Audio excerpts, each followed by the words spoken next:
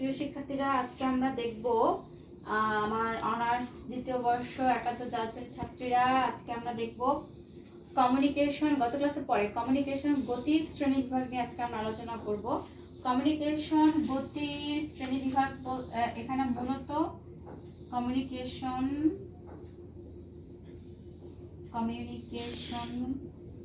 গতি মূলত তিন ধরনের। একটা হচ্ছে ন্যারো ব্যান্ড, এরপরটা হচ্ছে ভয়েস ব্যান্ড, 3 নম্বর হচ্ছে ব্রড ব্যান্ড। আচ্ছা, তাহলে প্রথমে আমরা দেখব যে ন্যারো ব্যান্ড কি। ন্যারো ব্যান্ড সাধারণত এর গতি হয় সাধারণত 45 থেকে 300 বিট পার সেকেন্ডের মধ্যে। অর্থাৎ তোমরা সহজভাবে মনে রাখবা যে ন্যারো ব্যান্ডের গতি সাধারণত 45 থেকে 300 বিট পার সেকেন্ড পর্যন্ত হয়ে থাকে। ঠিক আছে, এই ব্যান্ড ধীরগতি সম্পন্ন ডাটা ট্রান্সমিশনের ক্ষেত্রে ব্যবহার করা। অর্থাৎ বুঝতেই পারতেছো যে প্রথমে যে ন্যারো ব্যান্ডটা আছে সেটার গতি যেহেতু এত কম, তার মানে এটা স্বাভাবিকভাবে ধীর গতিতে ডাটা ট্রান্সমিশন প্রয়োজন পড়ে, সেজন্য সেক্ষেত্রে হচ্ছে আমাদের ন্যারো ব্যান্ড ব্যবহার করতে হয়। সাধারণত টেলিফোনির ক্ষেত্রে এই ব্যান্ডটির ব্যবহার অধিক বেশি লক্ষ্য করা যায়। টেলিফোনির ক্ষেত্রে ন্যারো ব্যান্ড সাধারণত যে ফ্রিকোয়েন্সিটা ব্যবহার করে সেটা হচ্ছে ফ্রিকোয়েন্সি, এটা হচ্ছে আমার গতি। 45 থেকে 300 বিপিএস হচ্ছে আমার গতি, আর 300 থেকে 3400 হার্জ হচ্ছে আমার ফ্রিকোয়েন্সি। এটা হচ্ছে গতি আর এটা হচ্ছে ফ্রিকোয়েন্সি।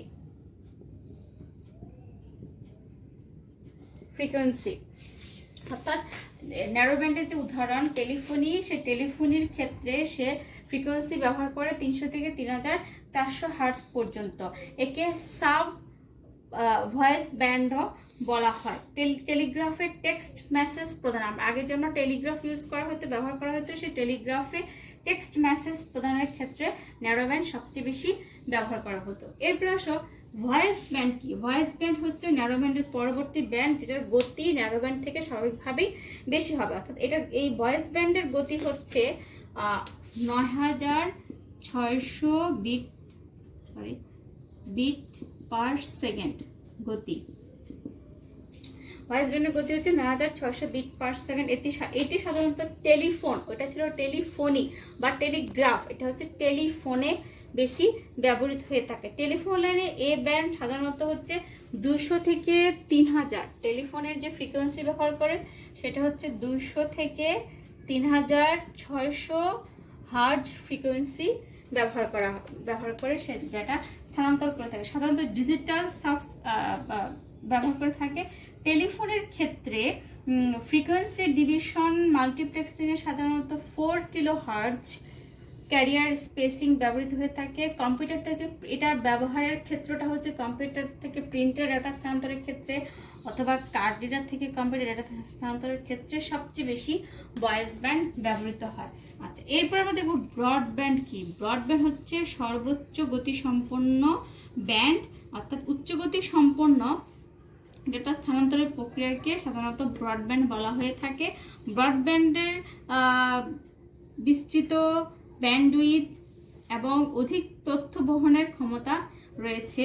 এই ব্যান্ডের গতি সাধারণত হয়ে থাকে 1 মেগাবিট পার সেকেন্ড বা এর অধিক, অর্থাৎ এটা অন্য দুইটার থেকে অনেক বেশি গতিতে ডেটা ট্রান্সফার করে থাকে। সাধারণত ডিজিটাল সাবস্ক্রাইবার লাইনে, অপটিক্যাল ফাইবার, মাইক্রোওয়েভ, স্যাটেলাইট কমিউনিকেশনের ক্ষেত্রে ব্রডব্যান্ড ব্যবহার করা হয়ে থাকে।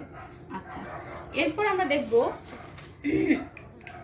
যে ডাটা ট্রান্সমিশন মেথড কি। কমিউনিকেশনের গতি মধ্যে তোমাদের কিন্তু বইয়ে আছে মাল্টিকাস্ট, ব্রডকাস্ট, ইউনিকাস্ট, এনিকাস্ট, তোমরা এগুলো একটু বই থেকে দেখে নিও।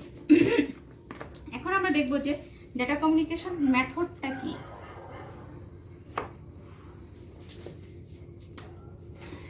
data transmission method, data communication তো না, data transmission method. Data transmission মেথডটা হচ্ছে যে পদ্ধতিতে এক কম্পিউটার থেকে অন্য কম্পিউটারে তথা এক ডিভাইস থেকে অন্য ডিভাইসে ডেটা স্থানান্তর বা ট্রান্সমিট করা হয় তাকে বলা হয় ডেটা ট্রান্সমিশন মেথড। আমি আবার বলছি, যে পদ্ধতি ব্যবহার করে বা যে পদ্ধতিতে এক কম্পিউটার থেকে অন্য কম্পিউটার বা এক ডিভাইস থেকে অন্য ডিভাইসে ডেটা স্থানান্তর বা ট্রান্সমিট করা হয় তাকে ডেটা ট্রান্সমিশন মেথড বলা হয়। ডেটা ট্রান্সমিশন মেথড কে মূলত দুই ভাগে ভাগ করা হয়। এটা দুই প্রকার, একটা হচ্ছে প্যারালাল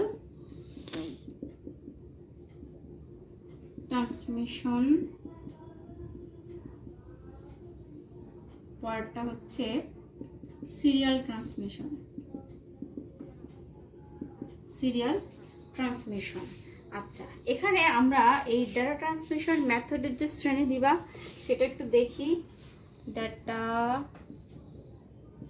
ট্রান্সমিশন মেথড, যাকে মূলত দুই ভাগে ভাগ করা হয়, একটা হচ্ছে প্যারালাল, পরটা হচ্ছে সিরিয়াল। সিরিয়ালটাকে আবার তিন ভাগে ভাগ করা হয়, একটু আমি এই পাশে টেনে দেখাচ্ছি। একটা হচ্ছে সিনক্রোনাস,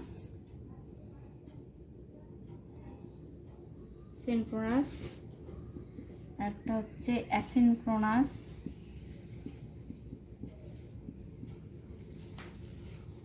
একটা হচ্ছে লাস্টে যেটা সেটা হচ্ছে আইসোক্রোনাস।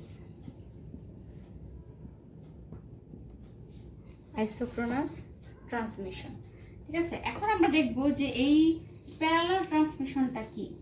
প্যারালাল ট্রান্সমিশন বলতে মূলত কি বোঝায়? প্যারালাল ট্রান্সমিশন মেথড বা মোডের প্রধান এক শর্ত আছে একটা, যে শর্তটাই হচ্ছে গ্রাহক ও প্রেরকের মধ্যে দূরত্ব কম হতে হবে। অর্থাৎ গ্রাহক ও প্রেরকের মধ্যে যে ডেটা ট্রান্সফার হবে সে দূরত্বটা, প্রধান শর্ত হচ্ছে সে দূরত্বটা কম হতে হবে। অর্থাৎ যে ডেটা ট্রান্সমিশন পদ্ধতিতে কাছাকাছি অবস্থিত ডিভাইসগুলোর মধ্যে একটি ক্যারেক্টারের সবগুলো বিট একসাথে সমান্তরালভাবে একই ক্লক পালসে স্থানান্তরিত হয় তাকে প্যারালাল ট্রান্সমিশন বলে। অর্থাৎ যে ট্রান্সমিশন সিস্টেমে বা যে ট্রান্সমিশন পদ্ধতিতে কাছাকাছি অবস্থিত ডিভাইসগুলির মধ্যে একটি ক্যারেক্টারের সবগুলি বিট, একটি ক্যারেক্টার মানে কি, এক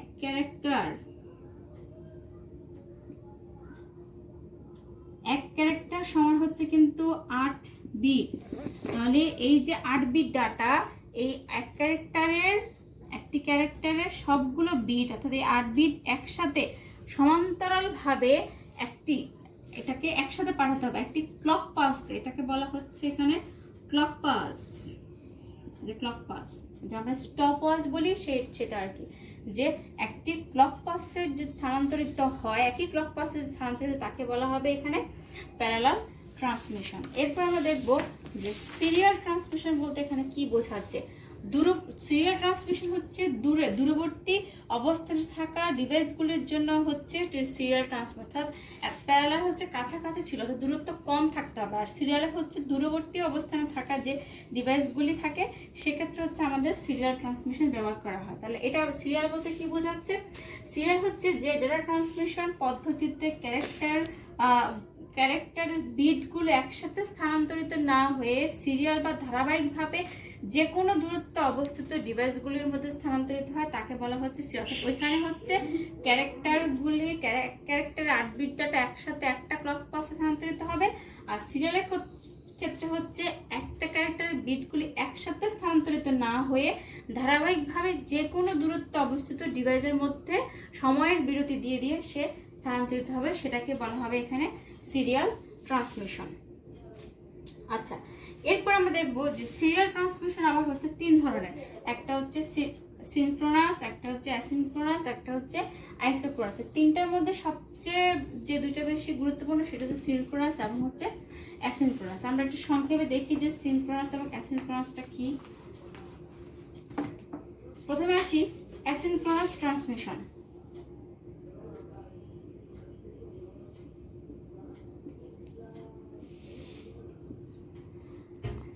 অ্যাসিনক্রোনাস ট্রান্সমিশন, এখানে এই যে শব্দটা অ্যাসিন, ASYN, অ্যাসিন শব্দের অর্থ হচ্ছে সাথে নয়, অর্থ হচ্ছে সাথে নয়। আর ক্রোনাস, CHRONOUS, ক্রোনাস হচ্ছে সময়। অর্থাৎ এই অ্যাসিনক্রোনাস শব্দের অর্থ হচ্ছে সময়ের সাথে নয়, সময়ের সাথে নয়। অ্যাসিন হচ্ছে সাথে নয়, ক্রোনাস হচ্ছে সময়, অর্থাৎ অ্যাসিনক্রোনাস শব্দের অর্থ হচ্ছে সময়ের সাথে নয়। তাহলে এখন এখানে সংজ্ঞাটা কি দাঁড়ায়? অ্যাসিনক্রোনাস বলতে আমরা কি বুঝবো? অর্থাৎ যে পদ্ধতিতে প্রেরক কম্পিউটার হতে ডাটা গ্রাহক কম্পিউটার, অর্থাৎ আমি প্রেরণ করতেছি ডাটা, তোমরা গ্রহণ করতেছো, তাহলে আমার থেকে ডাটা যখন তোমাদের কাছে যাবে সেক্ষেত্রে কি হবে? যে পদ্ধতিতে প্রেরক কম্পিউটার থেকে ডাটা গ্রাহক কম্পিউটারে ক্যারেক্টার বাই ক্যারেক্টার ট্রান্সমিট, অর্থাৎ 8 বিট বাই 8 বিট, 8 বিট করে ডাটা স্থানান্তরিত হবে। এক ক্যারেক্টার সমান 8 বিট, সেটাই বলা হচ্ছে যে ক্যারেক্টার বাই ক্যারেক্টার ট্রান্সমিট হয়। এবং ক্যারেক্টার সমূহের ট্রান্সমিশনের মধ্যে সময়ের বিরতি সমান নয়, অর্থাৎ কোনো সময়ের বিরতি আমরা যারা ট্রান্সফার করতেছি সেক্ষেত্রে কিন্তু সময়ের বিরতি সমান থাকবে না, তাকে বলা হবে অ্যাসিনক্রোনাস ট্রান্সমিশন। এখানে অ্যাসিনক্রোনাস ট্রান্সমিশনের ক্ষেত্রে পুরো ক্যারেক্টারটা হচ্ছে 8 বিট, এবং এই 8 বিট ডেটা স্থানান্তরের ক্ষেত্রে যেই সিস্টেমটা ফলো করা হয় সেটা হচ্ছে তার প্রথমে একটা স্টার্ট বিট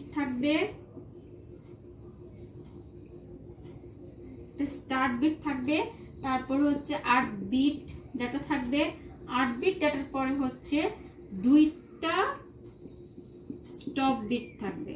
অর্থাৎ একটা অ্যাসিনক্রোনাস ট্রান্সমিশন সিস্টেমের ডাটা ট্রান্সফারের ক্ষেত্রে আমাকে যে কয়টা বিট ফলো করতে হবে সেটা হচ্ছে একটা স্টার্ট বিট, আর মাঝখানে 8 বিট ডাটা, আর হচ্ছে 2টা স্টপ বিট। অর্থাৎ আমার এখানে হচ্ছে 11 bit data, total 11 bit data স্থানান্তরিত হয়। এরপর আমরা দেখবো যে অ্যাসিনক্রোনাস ট্রান্সমিশন করলে আমরা কি কি সুবিধা পাবো। অ্যাসিনক্রোনাস ট্রান্সমিশনের সুবিধাগুলি কি কি? অ্যাসিনক্রোনাস ট্রান্সমিশনের সুবিধা হচ্ছে যে কাছাকাছি কম করে ডাটা ট্রান্সমিশনের যখন দরকার পড়বে, ইন্টারনেট থেকে আগত ডাটা মডেম হতে কম্পিউটারে প্রেরণের ক্ষেত্রে এই ট্রান্সমিশন সবচেয়ে বেশি উপযোগী। তারপরে এই ট্রান্সমিশনের ফলে প্রেরক যে কোনো সময় ডাটা পাঠাতে পারে এবং তা গ্রাহক সহজেই গ্রহণ করতে পারে। তারপরে হচ্ছে যে প্রেরকের কোনো প্রাইমারি স্টোরেজ ডিভাইসের প্রয়োজন হবে না। তারপর হচ্ছে খরচ কম লাগবে এবং জটিল সার্কিট ছাড়াই সে এই অ্যাসিনক্রোনাস ট্রান্সমিশন সিস্টেম তৈরি করতে পারবে। ঠিক আছে, কিন্তু এর আবার কিছু অসুবিধা আছে। অসুবিধা হচ্ছে যে একবারে বেশি ডাটা পাঠানো যাবে না, এটা অবশ্যই একটা অসুবিধা। তারপরে অতিরিক্ত কোনো বিট ব্যবহার করা যাবে না। অতিরিক্ত বিট যদি ব্যবহার করা হয় তাহলে বুঝতে হবে যে সে অ্যাসিনক্রোনাসটা স্লো হয়ে গেছে এবং সে দক্ষতার সাথে কাজ করতে পারবে না, এবং তখন তার হচ্ছে যে ডাটা ট্রান্সফারের ক্ষেত্রে গতি কমে যাবে, এটা হচ্ছে তার অসুবিধা। এরপর আমরা দেখব যে সিনক্রোনাস ট্রান্সমিশন কি। আমরা তো তখন অ্যাসিনক্রোনাস দেখলাম, যে এখন আমরা দেখব সিনক্রোনাস ট্রান্সমিশন কি। সিনক্রোনাস ট্রান্সমিশনে সিন শব্দের অর্থ হচ্ছে সময়ের সাথে, সিনক্রোনাস হচ্ছে সিন শব্দের অর্থ হচ্ছে সময়ের সাথে, আর ক্রোনাস হচ্ছে সময়, অর্থাৎ যে সময়ের সাথে চলে তাকে বলা হবে সিনক্রোনাস শব্দ। অর্থাৎ যে পদ্ধতিতে প্রথমে, এখানে কিন্তু অ্যাসিনক্রোনাসের সাথে সিনক্রোনাসের সংজ্ঞাতেই কিন্তু পার্থক্য ধরা পড়ে। যেমন যে পদ্ধতিতে প্রথমে প্রেরক স্টেশনের প্রাইমারি স্টোরেজে আমাকে একটা তথ্য ধারণ করতে হবে, অর্থাৎ সংরক্ষণ করতে হবে, এবং ডেটার ক্যারেক্টার সমূহকে আমাকে ব্লক আকারে ভাগ করে সমান বিরতিতে প্রতিবারে একটি করে ব্লক ট্রান্সমিট করে। অর্থাৎ আমার কাছে এখানে অনেকগুলি ডাটা থাকবে, 300, 400 বিট ডাটা থাকবে। এটাকে আমি অর্থাৎ 8 বিট করে আমি ডাটা এখানে ক্যারেক্টার বাই ক্যারেক্টার ভাগ করব। সেই ক্যারেক্টার সমূহকে, যে আমার যদি এখানে অনেকগুলি 8 বিট থাকে, সেই ক্যারেক্টার সমূহকে আমি ব্লক আকারে ভাগ করব।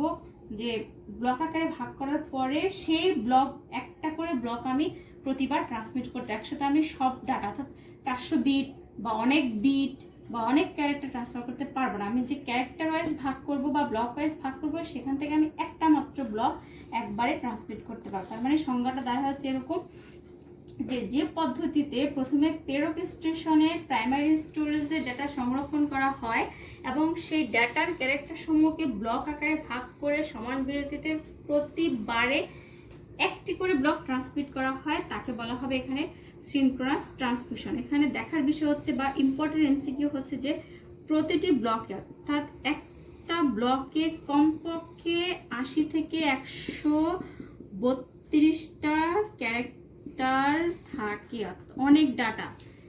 8 বিট সমান যদি এক ক্যারেক্টার হয়, তাহলে 80 থেকে 132 ক্যারেক্টার সমান কিন্তু এক ব্লক, অর্থাৎ একটা ব্লকে কিন্তু অনেক বিট ডাটা থাকে।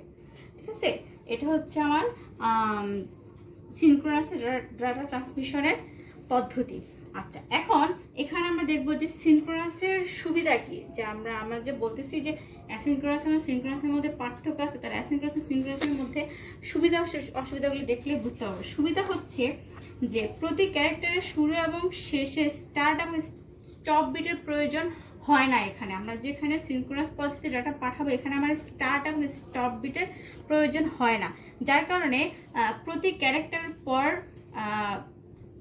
টাইম ফিক্স করে দেওয়ার কিন্তু প্রয়োজন পড়তেছে না, একেবারে অনেক তথ্য পাঠানো যাচ্ছে। অর্থাৎ ওইখানে আমরা 8 বিট করে পাঠাচ্ছি, এখানে আমরা একবারে অনেক বিট করে পাঠাতে পারতেছি একসাথে। তার মানে বোঝাই যাচ্ছে যে অ্যাসিনক্রোনাস থেকে সিনক্রোনাসের গতি অনেক বেশি।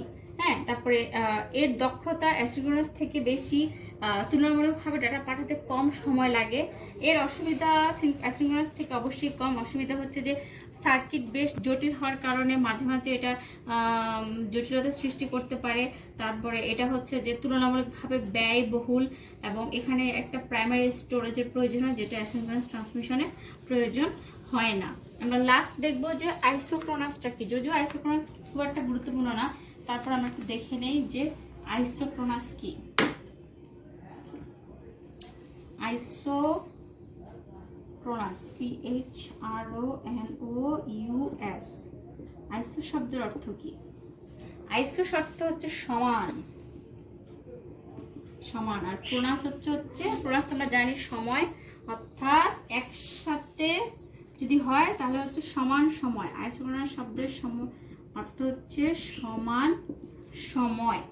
তাহলে আইসোক্রোনাস বলতে এখানে কি বোঝায়? আইসোক্রোনাস বলতে বোঝা হচ্ছে যে পদ্ধতিতে প্রেরক ও প্রাপক স্টেশনের মধ্যে ডেটা ট্রান্সমিশনের সময় একই, অর্থাৎ কোনো প্রকার বিরতি ছাড়া সে প্রেরক থেকে প্রাপকের ব্লক আকারে ডেটা ট্রান্সফার করতে পারে, তাকে বলা হবে এখানে আইসোক্রোনাস ট্রান্সমিশন। অর্থাৎ এখানে কোনো সময় থাকবে না, এখানে কোনো স্টার্ট বিট স্টপ বিট লাগবে না, এখানে কোনো ক্যারেক্টার ব্লক লাগবে না, কোনো প্রাইমারি স্টোরেজ লাগতেছে না। এখানে যেভাবে ডাটা আমরা দিব সেভাবেই সে কোনো সময়ের বিরতি না দিয়ে সমানভাবে সে ডাটা এক ডিভাইস থেকে আরেক ডিভাইসে প্রেরণ করবে। এই হচ্ছে আমার সিনক্রোনাস, অ্যাসিনক্রোনাস এবং আইসোক্রোনাস। আমরা পরবর্তী ক্লাসে ডাটা ট্রান্সমিশন মোড নিয়ে আলোচনা করব। ডাটা ট্রান্সমিশন মোড কিন্তু তোমাদের জন্য খুবই গুরুত্বপূর্ণ। ডাটা ট্রান্সমিশন মোড থেকে তোমাদের এমসিকিউ কোশ্চেন থাকবে। একাদশ দ্বাদশের ছাত্রীদের বলছে, তোমরা ওইটা অবশ্যই খেয়াল করবে। সবাইকে অনেক ধন্যবাদ।